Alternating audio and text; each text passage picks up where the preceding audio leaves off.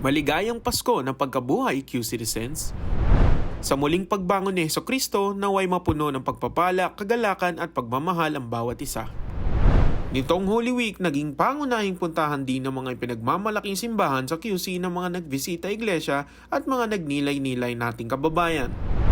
Ginagawa na ang elevated landscape promenade na magdudugtong sa Quezon Memorial Circle at Ninoy Aquino Parks and Wildlife Center. Dahil dito, pansamantalang isinara hanggang Linggo ng umaga ang ilang bahagi ng elliptical road para bigyan daan ng konstruksyon. Nagsagawa ng one-day basketball clinic ang Gilas Women's Team sa Amoranto Basketball Court sa kabataang babae ng QC bilang bahagi ng Buwan ng Kababaihan. Bukod sa itinurong drills and skills, nabigyan din ng basketball shoes ang mga lumahok. May pa-free mammogram screening ang QC-LGU sa mga pasyenteng sumailalim sa intensified breast cancer screening activity ng QC Health Department. Alinsunod ito sa pagpapatibay ng Quezon City Integrated Cancer Control Ordinance na nagbibigay ng mga programa para sa cancer prevention at mapabuti ang cancer survivorship ng mga pasyente. Graduate na ang 77 kababaihan sa Airbnb Entrepreneurship Academy. Sumailalim ang mga kalahok sa ilang linggong training sa mga skills pagdating sa customer service, hospitality at business etiquette. Pinarangalan ng kababaihang lingkod bayan ng Quezon City sa Gawad Pilipino Babae Ka-Award sa pangunguna ni Mayor Joy Belmonte. Pagkilala ito sa kanilang mga natatanging ambag sa pagseserbisyo sa Q-Citizens.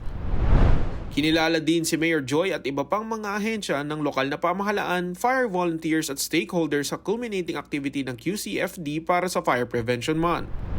Nabigyan ng financial aid ang mahigit 100 pamilya na nasunugan sa Barangay Damayang Lagi. 10,000 ang iniabot sa homeowners habang 5,000 naman sa renters and sharers. Inabutan din ng tulong pinansyal ang 48 pamilyang apektado ng sunog sa Barangay Pinyahan. Nakiisa ang lokal na pamahalaan sa kauna-unahang night drill sa Eastwood City bilang bahagi ng 2024 Nationwide Simultaneous Earthquake Drill. Layon nitong suriin ng emergency plans ng QC at ng pribadong sektor sakaling magkaroon ng magnitude 7.2 na lindol. Bago ito, sama-sama ring lumahok ang mga kawani ng Quezon City Hall sa earthquake drill na pinangunahan ng QC Disaster Risk Reduction and Management Office. Nag-oath-taking na si Quezon City University Supreme Student Council President Brianna Justin Santos bilang bahagi ng QCU Board of Regents. Kabilang si Brianna sa mga bubuo ng mga polisiya at programa para sa QCU students. Tiniyak ni Mayor Joy Belmonte na buo ang suporta ng pamahalang lungsod sa mga pangangailangan ng Barangay Damayang Lagi kasunod ng naging pulong nito kay Barangay Captain Ailey Desma. Kabilang sa mga ipinangako ang pagsasaayos ng drainage, pagkakaroon ng daycare at paglalagay ng retaining wall. Inihayag ng McDonald's Philippines na buo ang suporta nito sa calorie labeling policy na ipapatupad sa lungsod. Ibinahagi rin ng kumpanya ang iba-iba nilang programa na sumusuporta sa mga advokasya ng pamahalang lungsod.